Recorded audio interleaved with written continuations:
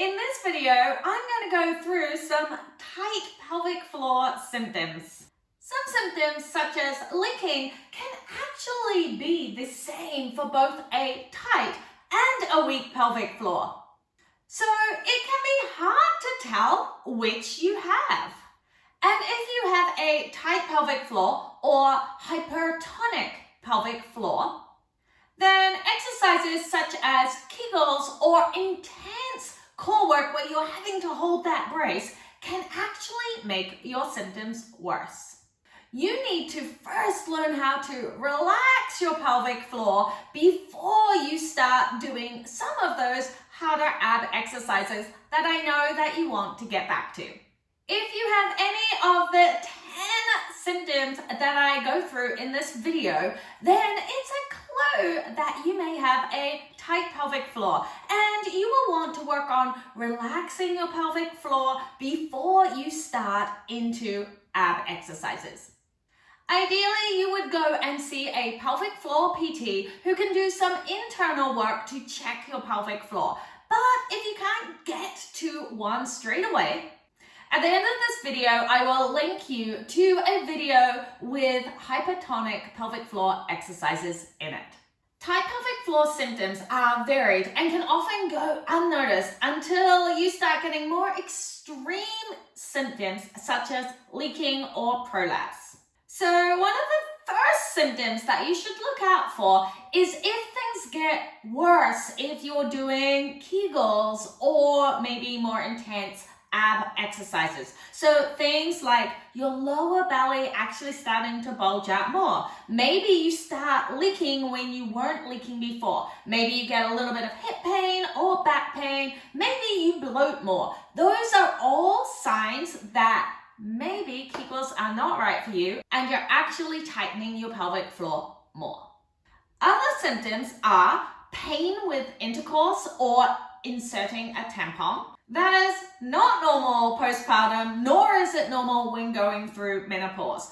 First thing you want to check is what happens if you use lubricant.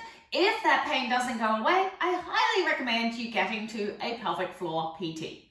Other symptoms are SI joint pain or hip pain.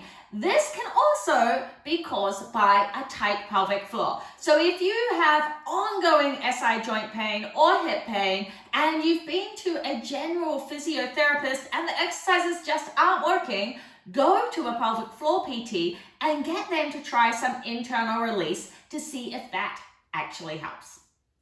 If you have a hard time feeling a pelvic floor contraction or a Kegel, then your pelvic floor might be tight. Imagine if you were doing bicep curls and your arm was already up here, so your bicep is already contracted. And then you're trying to do bicep curls like this. You're not going to feel much of a contraction because it's already tight. However, if you had a full length of your arm here and you went to do a bicep curl, you would feel that whole contraction. So, tight pelvic floor, you may not feel a Kegel. So that is an indication that maybe you need to relax and release first.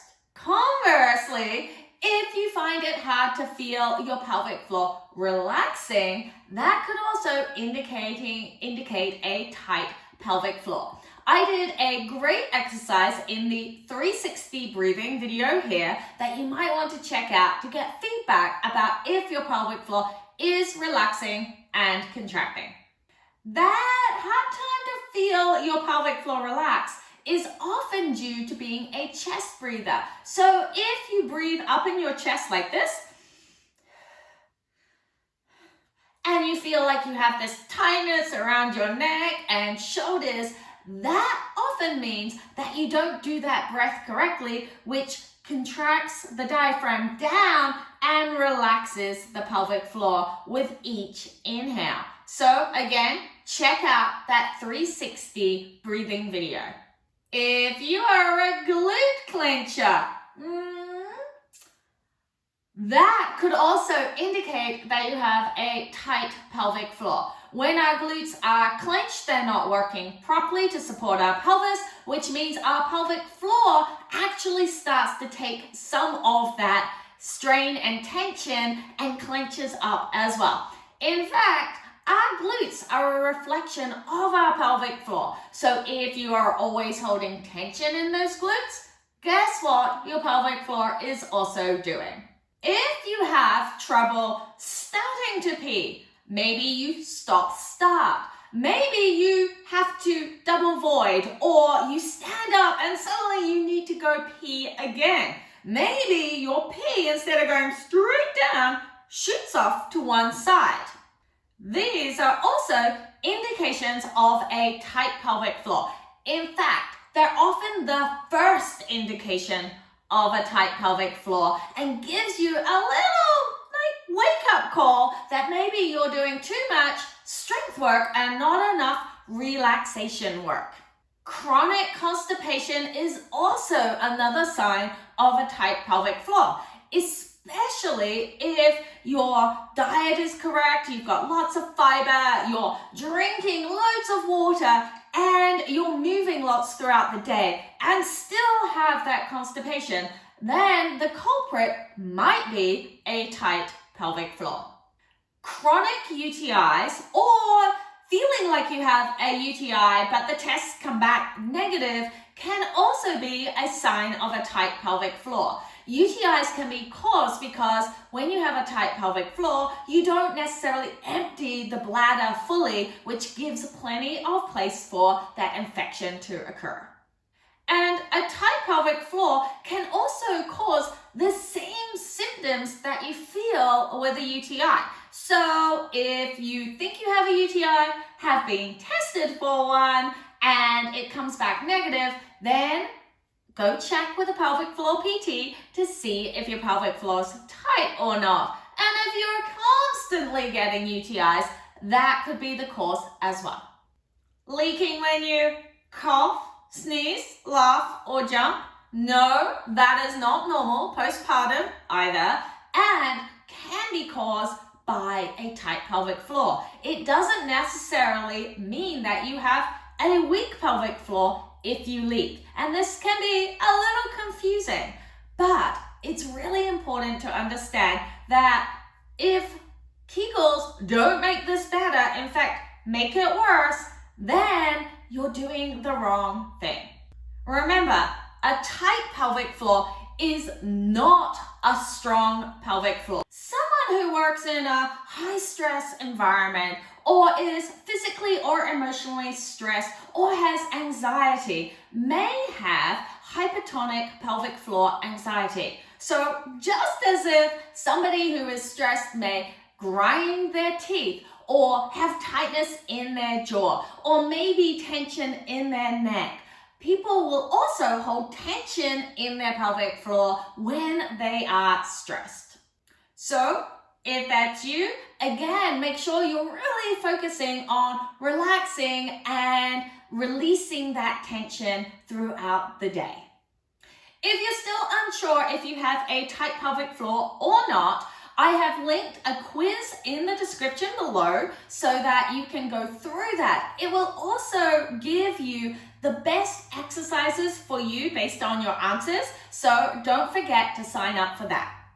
Some of my favorite exercises to loosen tight pelvic floor muscles are Happy Baby, so coming down and either holding under your knees like this, or you can hold up in at your feet if you're flexible enough, and just breathing here. Another is the wide child's pose, so your knees nice and wide and coming back. Rest your forehead down and just breathe in this position. Another great exercise is internal rock backs. So you're going to bring your feet out and then rock back. Bring them in. Bring them out, rock back. This is a great exercise to really work into the hips themselves, which will help release some of that tension in the side of the pelvic floor. Simply meditating and breathing slowly and deeply can help you relax the pelvic floor as well. And if possible, get to a pelvic floor PT so that they can really get inside and release some of those trigger points. You will be amazed at the difference it makes. What causes tight pelvic floor muscles varies from person to person. Maybe you had a fall and hit your tailbone. Possibly you've made it a habit to hold your pee too long before going to the toilet. Maybe you push your pee out or strain to poop. Possibly you did too many Kegels, or maybe you got some pelvic floor dysfunction via childbirth. But no matter what caused your pelvic floor tightness, a pelvic floor PT can definitely help you, as can some of those stretches and release exercises as well. I have linked here a great workout with many hypertonic pelvic floor exercises in it.